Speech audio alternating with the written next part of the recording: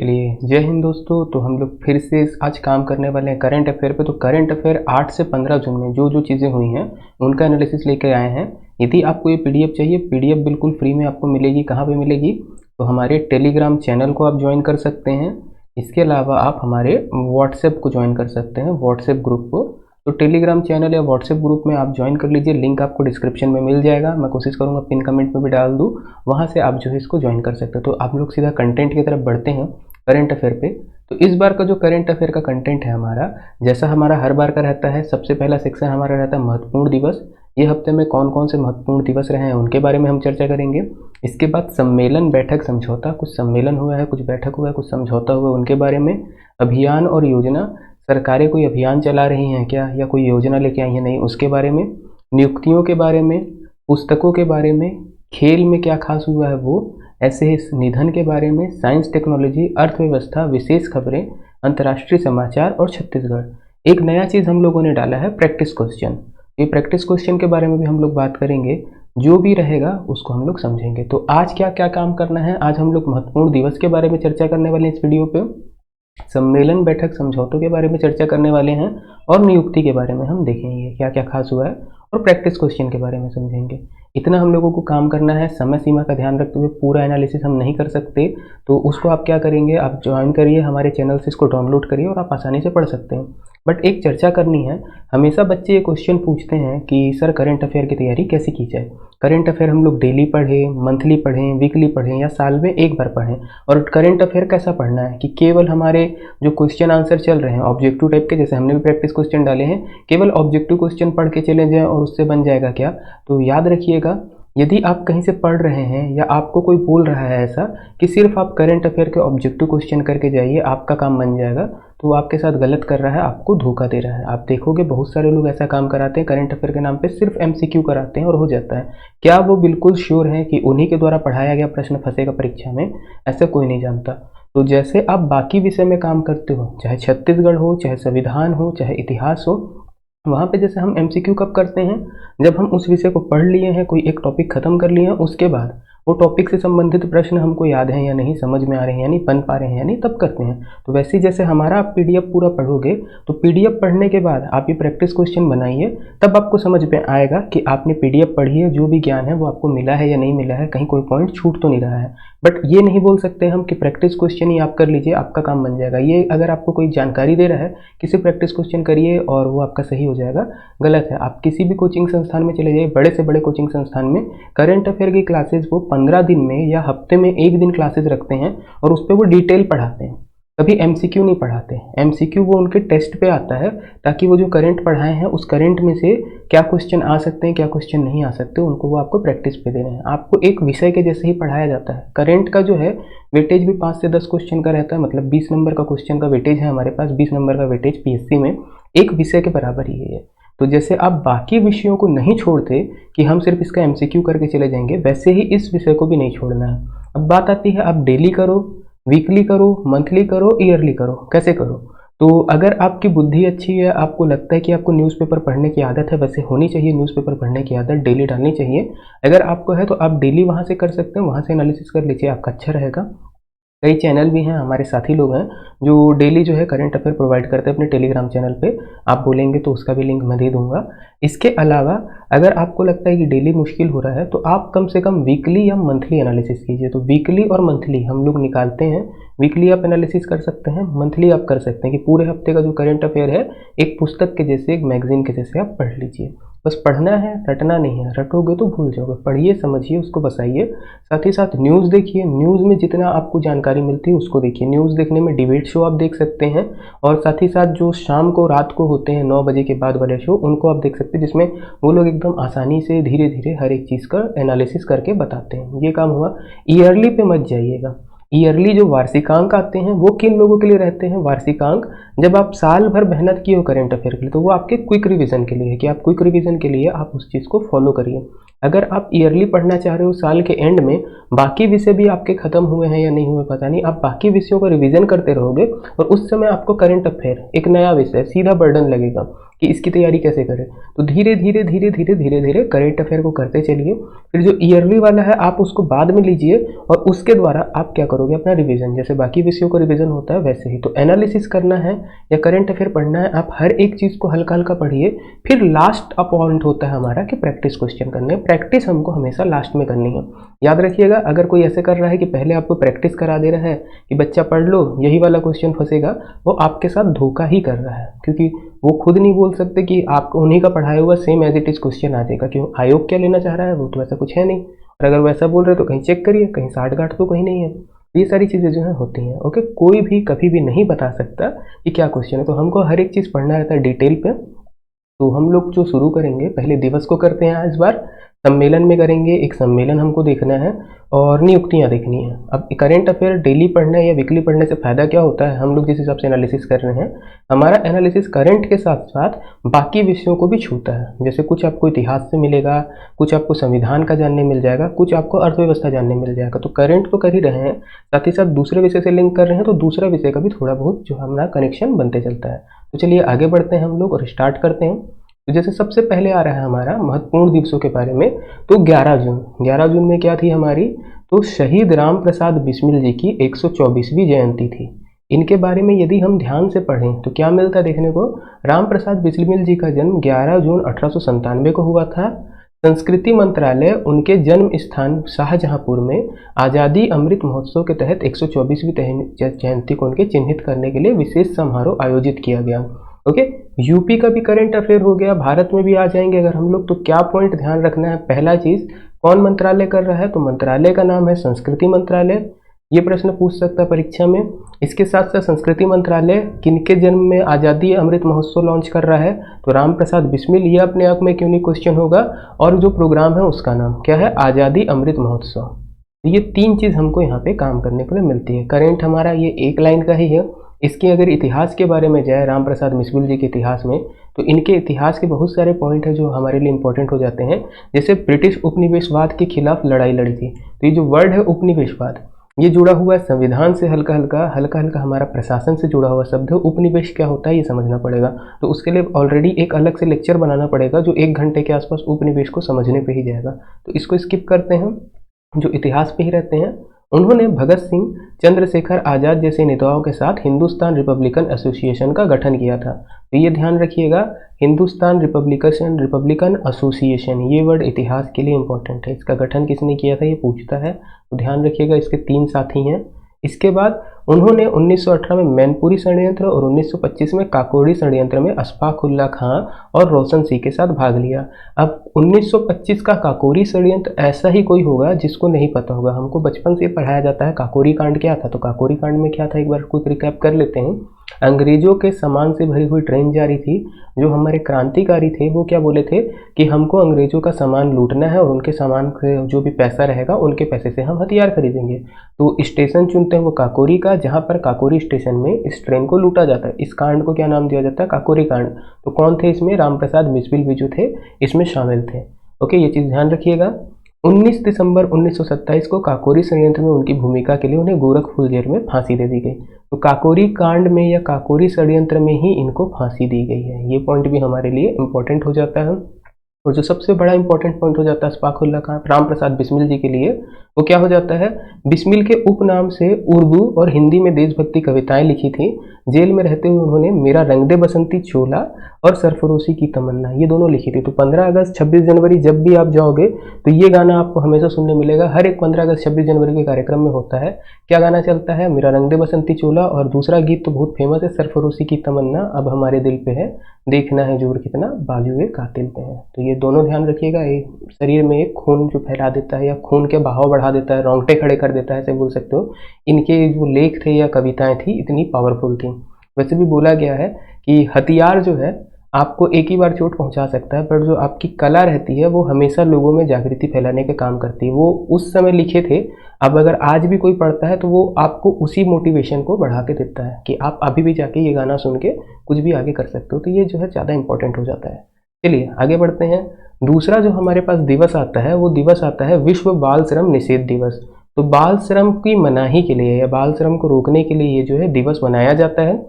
इसमें यदि बात करेंगे तो क्या पॉइंट इंपॉर्टेंट होता है, विश्व बाल श्रम निषेध दिवस हर साल 12 जून को मनाया जाता है। शुरुआत कब से हुई है, 2002 से। तो 2002 में भी कई लोग पैदा हुए होंगे जो इस वीडियो को देख रहे होंगे, तो याद रखिएगा आपके बर्थ ईयर से जो है इसको मनाया जाता है। इसमें कौन कर रहा है या किसके द्वारा किया जाता है, तो अंतर्राष्ट्रीय श्रम संगठन, इसके द्वारा इसको जो है लागू किया जाता है या मनाया जाता है। ये है जो उसका कर्ता धर्ता है, अंतर्राष्ट्रीय श्रम संगठन। देखिएगा बाल श्रम बोल रहा है तो श्रम से याद रखना इंटरनेशनल लेबर ऑर्गेनाइजेशन, लेबर वाला है तो लेबर ऑर्गेनाइजेशन ही काम करेगा। शॉर्ट फॉर्म होता है ILO, तो वही चीज़ लिखी हुई है देखिए।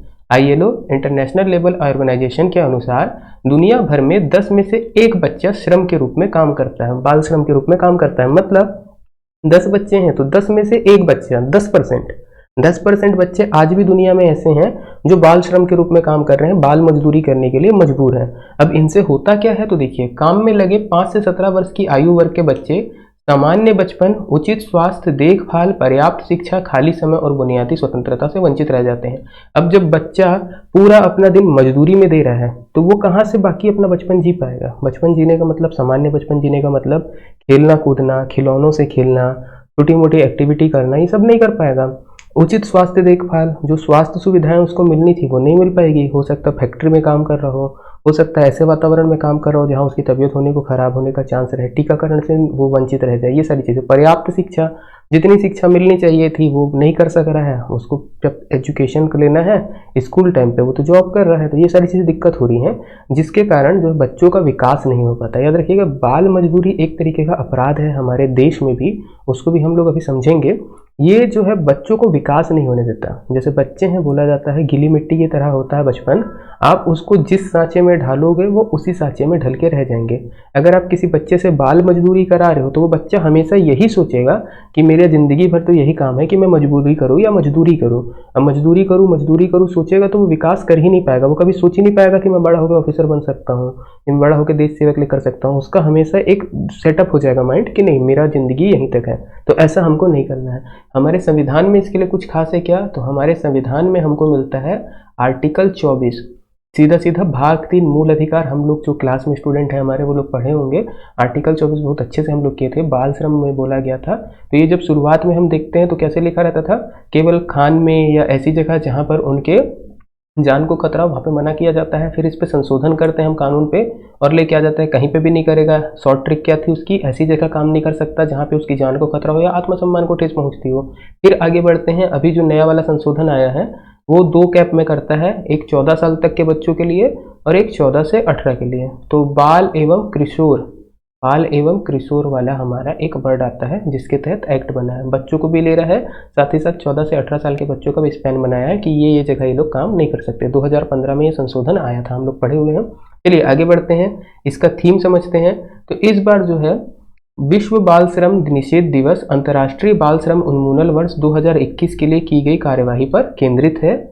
बाल श्रम में मजबूर बच्चों द्वारा सामना की जाने वाली हानिकारक मानसिक शारीरिक समस्याओं के बारे में जागरूकता फैलाना इसका उद्देश्य है। तो इसका उद्देश्य क्या है, तो जो बच्चा बाल श्रम कर रहा है या मजदूर के रूप में काम कर रहा है तो उसको क्या क्या मानसिक बीमारी हो सकती है, मानसिक उसकी क्या हालत हो सकती है वो, और शारीरिक समस्या क्या हो सकती है वो। जैसे मानसिक बीमारी हम लोग अभी बता दिए, वही कच्ची मिट्टी वाला, कि वो बच्चा कभी उसका दिमाग इतना डेवलप हो ही नहीं पाएगा, वो इतना सोच रख ही नहीं पाएगा कि यार मैं आगे बढ़ के कुछ बड़ा काम कर सकता हूँ। उसका सोच में ही आपने डाल दिया जब उससे मजदूरी करा रहे हो कि तुम्हारा काम तो झाड़ू पोछा लगाने लायक है या तुम इसके ऊपर नहीं बढ़ सकते हो। मानसिक जो शारीरिक समस्या है, शारीरिक समस्या क्या हो सकती है, अगर किसी से आप मजदूरी करा रहे हो, बच्चों को जब ग्रो करना है, वो सिर के ऊपर बोझा लेके जा रहा है तो उसकी हाइट कम हो सकती है। इसके अलावा और भी शारीरिक समस्याएं आ सकती है। मान लीजिए आप उसको ऐसी जगह काम करा रहे हो जहाँ पर प्रोडक्शन का काम चल रहा है, धूल बहुत उड़ रही है, तो उसको फेफड़ों की बीमारी हो सकती है और भी कई सारी बीमारी हो सकती है जो समस्या का सामना कर सकता है।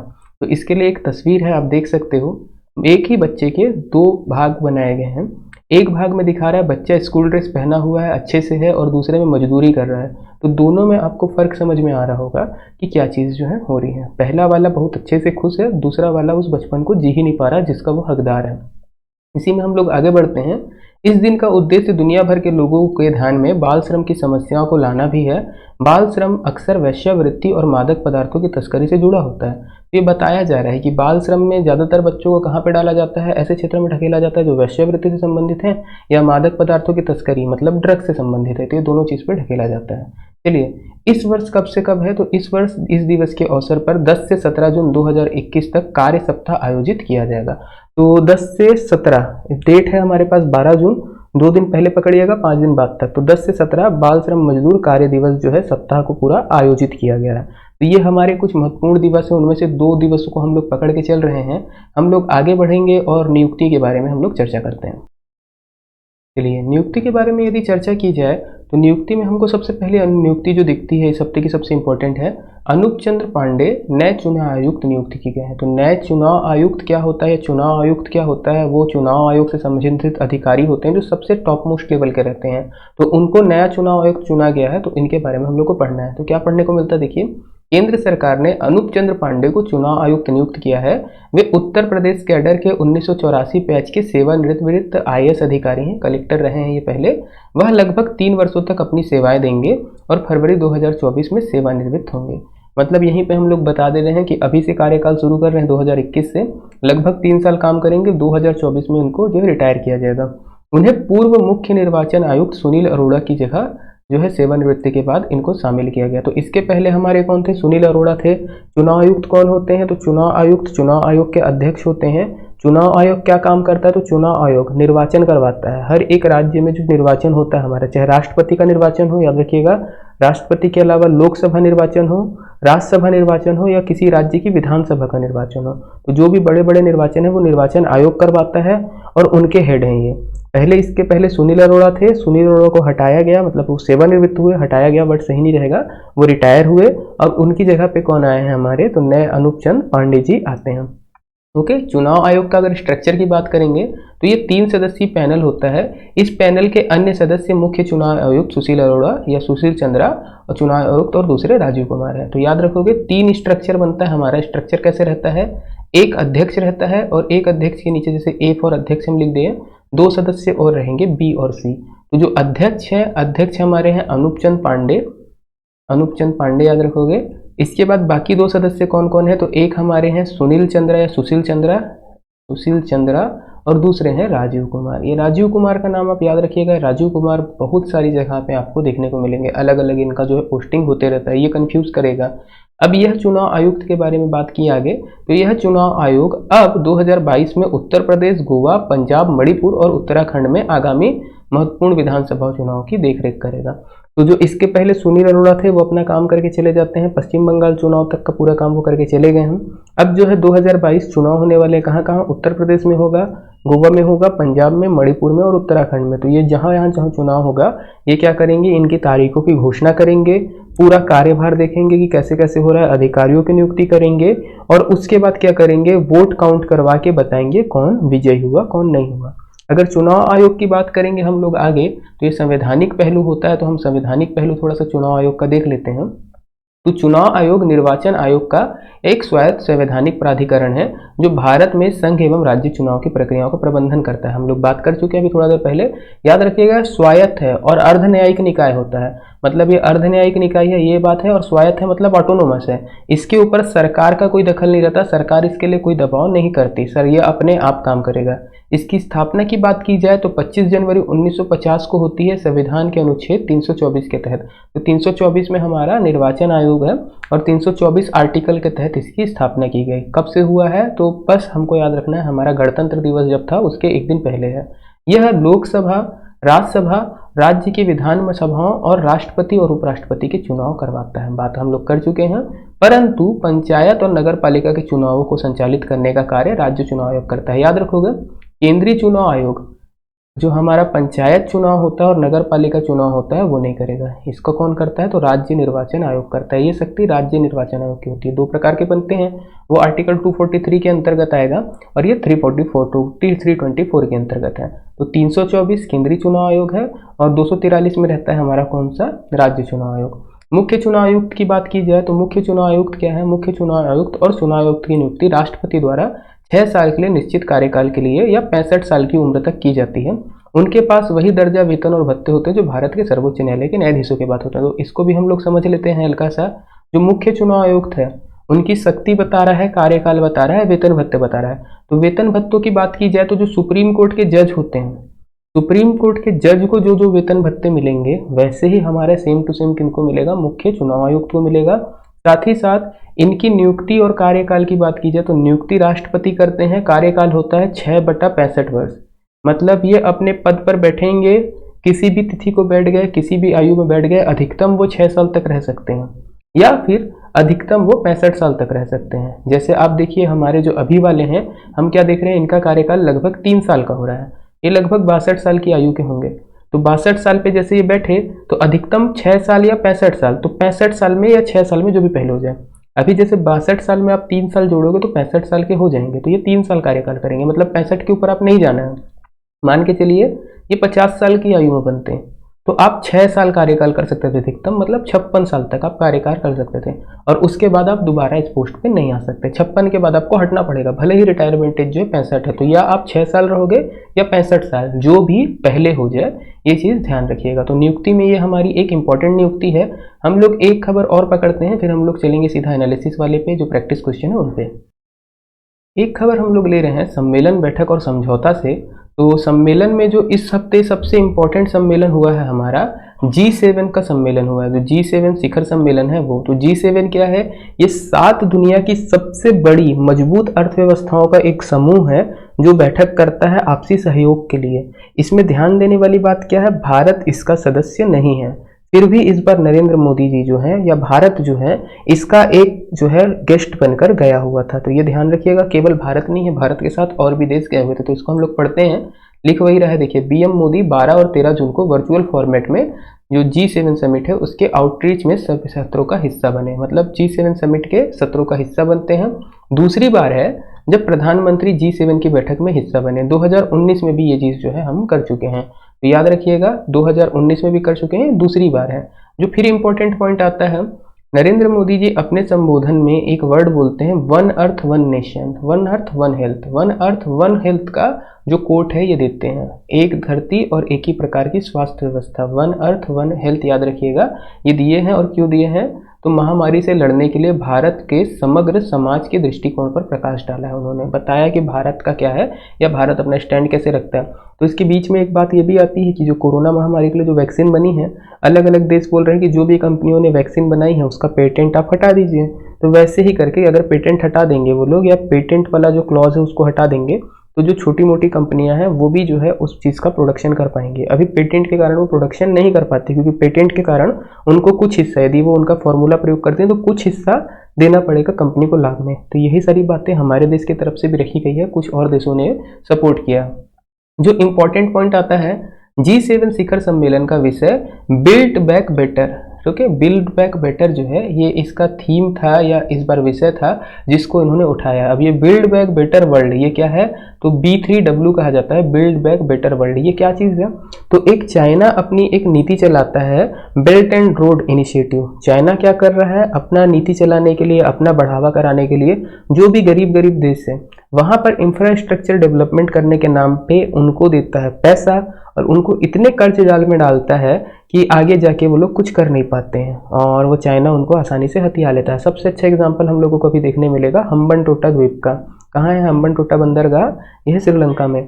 श्रीलंका में हम्बनटोटा बंदरगाह को विकसित करने के लिए चाइना ने पहले बहुत पैसा दिया श्रीलंका को। कितने इंटरेस्ट रेट पे दिया ये भी ओपनली नहीं बताया जाता कि इतने इंटरेस्ट रेट पे दे रहा हूँ। जब श्रीलंका कर्ज तले झुक गया चाइना के एकदम, आखिरी में बोलता है भैया आप 99 साल के लिए लीज पे बंदरगाह आप ये प्रयोग कर सकते हो। तो चाइना ऐसे ही अपनी नीतियाँ चलाता है छोटे छोटे अफ्रीकी देशों के लिए, जो हमारे बाकी साउथ एशियन कंट्रीज हैं उनके लिए, ताकि वो अपना विकास कर सके। तो इसी चीज को रोकने के लिए G7 देश क्या बोल रहे हैं, build better back. Okay, build back better world.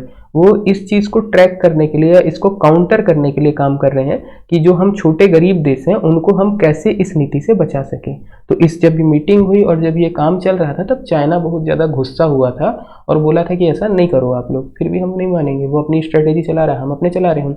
ध्यान देने वाली बात क्या है, G7 शिखर सम्मेलन में भारत, ऑस्ट्रेलिया, कोरिया गणराज्य और दक्षिण अफ्रीका को अतिथि देशों के रूप में आमंत्रित किया गया था।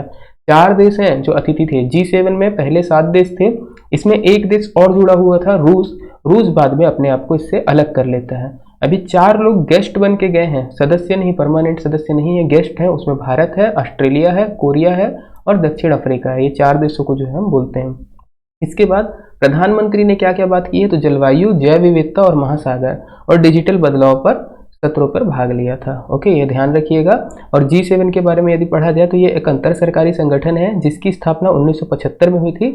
इसके सदस्य देशों में France, Italy, Canada, Japan, Germany, America और ब्रिटेन शामिल है। यही वो देश हैं जो देश अपनी अर्थव्यवस्था या इनकी अर्थव्यवस्था बहुत ज़्यादा पावरफुल है, तो ये बना हुआ ही पावरफुल अर्थव्यवस्थाओं वाला देश है। तो ये कुछ हमारे जो PDF हैं उनका एनालिसिस है प्रमुख खबरों का। टाइम को ध्यान पे रखते हुए हम लोग वीडियो छोटा बनाने के लिए पूरे खबर का एनालिसिस नहीं कर पाते हैं। यदि आपको ये PDF चाहिए, आपको ये PDF हमारे टेलीग्राम चैनल पर मिल जाएगा, व्हाट्सएप ग्रुप में मिल जाएगा। जैसे ही ये वीडियो अपलोड होगी 1 या 2 घंटे बाद हम लोग उसको भी अपलोड कर देंगे, तो आप जल्दी जल्दी इसको ज्वाइन कर सकते हैं। आगे बढ़ते हैं, हम लोग कुछ प्रैक्टिस क्वेश्चन देख सकते हैं। जब आप ये पूरा PDF पढ़ लोगे उसके बाद आप ये प्रैक्टिस क्वेश्चन पे आइएगा और देखिएगा आपसे ये प्रैक्टिस क्वेश्चन उस समय बन रहे हैं या नहीं बन रहे हैं। तो जैसे प्रैक्टिस क्वेश्चंस की बात की जाए तो जैसे पहला क्वेश्चन हमारा क्या है, पहला क्वेश्चन अगर हम लोग देखेंगे तो पहला क्वेश्चन है, भारत अरब ऊर्जा मंच हाल ही में भारत सरकार के साथ किस देश की सह अध्यक्षता में हुआ। तो ये जब आप लोग पढ़ोगे आपको मिल जाएगा इस PDF के अंदर, मोरक्को है। ऐसे ही जैसे हम जो क्वेश्चन किए उसको पढ़ते हैं या जो हम लोग एनालिसिस किए हैं। क्वेश्चन नंबर 3, 11 जून 2021 को निम्नलिखित में से किस स्वतंत्रता सेनानी की 124वीं जयंती थी। तो किसकी थी, शहीद राम प्रसाद बिस्मिल जी की। ये आंसर सही होगा। बट अब इनसे जो बाकी एनालिसिस है कुछ भी पूछ सकता है, कौन सा मंत्रालय कर रहा था, संस्कृति मंत्रालय था या परमाणु मंत्रालय था, कौन सा मंत्रालय इस चीज को कर रहा था ये पूछा जा सकता है। कहाँ पर ये कार्यक्रम आयोजित हुआ, उत्तर प्रदेश के शाहजहांपुर में हुआ। तो ये चीजें हैं, जब आप MCQ करते हो ये केवल आपको एक क्वेश्चन बताएगा, बट जब आप एनालिसिस करते हो इससे संबंधित बाकी चीजें आपको याद आ रही है या नहीं आ रही, ये आपको देखना है। और क्या था, इन्होंने क्या रचना की थी, तो सरफरोशी की तमन्ना अब हमारे दिल पे है और मेरा रंग दे बसंती चोला। किस किस कांड में ये शामिल थे, तो सबसे बड़ा नाम क्या आएगा, काकोरी कांड में आएगा। इसके साथ ही साथ कौन सी पार्टी से संबंधित है, तो हिंदुस्तान रिपब्लिकन एसोसिएशन। तो इतनी चीजें यदि आप कर रहे हो तो जब आप केवल MCQ करोगे, केवल एक प्रश्न करोगे, आप इससे निकल जाओगे और बाकी चीजें आपको नहीं आएंगी। तो जो स्टार्टिंग में मैं वीडियो में बोल रहा था आप लोगों को कि सिर्फ MCQ के भरोसे रहना मतलब दिक्कत है। MCQ के साथ साथ बाकी चीजें भी करनी आवश्यक है। चलिए और क्वेश्चन यदि हम लोग देखें तो हमारे पास और कौन सा क्वेश्चन आएगा जो हम बना सकते हैं। तो यदि बात की जाए, हाल ही में बुद्धादित्य दास गुप्ता, ये हम निधन वाले में वैसे किए नहीं है, 77 वर्ष की आयु में निधन हो गया था। किस क्षेत्र से संबंधित रहे हैं वो, तो फिल्म निर्माता थे, फिल्म में निर्माता थे। अब देखिए फिर क्वेश्चन आता है, किस देश ने को UK द्वारा 12 और 13 जून को G7 शिखर सम्मेलन के लिए अतिथि देशों में शामिल किया गया था। तो अतिथि देशों में जब हम G7 पढ़ रहे थे अभी थोड़ा देर पहले, जस्ट ये लास्ट टाइम हुआ है, हमारा लास्ट ही एनालिसिस था, वो कौन कौन सा था, भारत शामिल था क्या, जी हाँ। ऑस्ट्रेलिया था, हाँ। दक्षिण अफ्रीका था क्या, हाँ। और कौन सा था, एक कोरिया गणराज्य। तो ये 4 देश शामिल थे। तो 3 ऑप्शन में है, तो कौन सा आएगा, उपरोक्त सभी। उपरोक्त सभी देश जो है हमारे शामिल थे। इसके बाद क्वेश्चन जैसे हम लोग आगे बढ़ेंगे तो एक और इम्पोर्टेंट न्यूज में है, क्वेश्चन नंबर 9 पे हमको मिलेगा। क्वेश्चन नंबर 9 क्या कह रहा है, देखिए, संयुक्त राष्ट्र महासभा के 76वें सत्र के अध्यक्ष के रूप में किन्हें चुना गया है। तो ये अब्दुल्ला शाहिद हैं जिनको चुना गया है। मालदीव के ये सदस्य हैं या मालदीव में है ये, तो मालदीव के उनको चुना गया है, याद रखिएगा। अब इसके बाद जैसे हम लोग और क्वेश्चन की बात करें, मैं सारे क्वेश्चन आपको PDF में मिल जाएंगे इसलिए मैं छोड़ छोड़ के आपको करवा रहा हूँ। जैसे हम आगे बढ़ते हैं, हाल ही में चुनाव आयुक्त के रूप में किन्हें नियुक्त किया गया है। तो चुनाव आयुक्त के रूप में किन्हें नियुक्त किया गया है, तो चुनाव आयुक्त के रूप में अनूप चंद्र पांडे हैं। अब चुनाव आयुक्त से संबंधित आपको बाकी चीजें क्या क्या याद आती है, देखिएगा। चुनाव आयोग आर्टिकल नंबर 324 से बनता है। कब बना है, तो 25 जनवरी 1950 से कार्यरत कर रहा है। अभी ये लोग कहाँ से काम करना शुरू करेंगे अपना, तो 2022 के चुनाव जो हमारे उत्तर प्रदेश में होने वाले हैं, उत्तराखंड में होने वाले हैं, गोवा पंजाब में होने वाले हैं, इन सब में ये लोग काम करेंगे। कितना सदस्यीय पैनल होता है, 3 सदस्यीय पैनल होता है, जिसमें अनूप चंद पांडे हेड रहेंगे। इनके नीचे एक बैठेंगे SC करके बैठेंगे, जिनका नाम S और C से रहेगा, वो आप गेस करिएगा कौन है। और दूसरे हमारे RV या RK राजीव कुमार, ये 3 लोगों का सदस्य रहता है जो काम करेगा। तो ऐसे आपको बाकी चीजें याद आ रही हैं या नहीं आ रही, ये एनालिसिस से आप देखिएगा। जब भी आप MCQ भी बनाओगे, जैसे आपको आंसर पता है, आप बाकी चीजें जरूर देखिएगा कि उससे आपको बाकी चीजें याद आ रही हैं या नहीं आ रही हैं। चलिए आगे बढ़ते हैं लास्ट क्वेश्चन की तरफ। अगर हम लोग देखें तो जैसे हमारे पास एक क्वेश्चन आता है, सुनील छेत्री ने हाल ही में किसको पीछे छोड़ते हुए दूसरे सबसे अधिक सक्रिय अंतर्राष्ट्रीय गोल करने के खिलाड़ी का खिताब बन गया है। तो ये कौन है, लियोनो मेसी या लियोनो मेसी। इनको जो है, मेसी को छोड़ के ये जो है अभी हमारे दूसरे सबसे ज़्यादा अंतर्राष्ट्रीय गोल करने के रिकॉर्ड पे आ गए हैं। ये पहले से भी 3 गोल पीछे हैं, मात्र जो हमारे सबसे बोला जाता है हेड हैं उनसे भी ये 3 गोल पीछे हैं। तो ये हमारा खेल से जुड़ी हुई खबरों में था। तो इतना चीज़ें हैं जो करंट अफेयर पे करना है। उम्मीद है आपको वीडियो पसंद आया होगा। अगर आपको वीडियो पसंद आता तो लाइक कर दीजिएगा, शेयर कर दीजिएगा, चैनल को सब्सक्राइब कर दीजिएगा। और अगर आपको ये PDF चाहिए तो आप टेलीग्राम ग्रुप को ज्वाइन कर सकते हैं, हमारे व्हाट्सएप ग्रुप को ज्वाइन कर सकते हैं। आपको यदि हमारी ऑनलाइन क्लासेस से जुड़ना है तो आप उसके लिए हमें डायरेक्ट कॉन्टैक्ट कर सकते हैं। धन्यवाद। जय हिंद।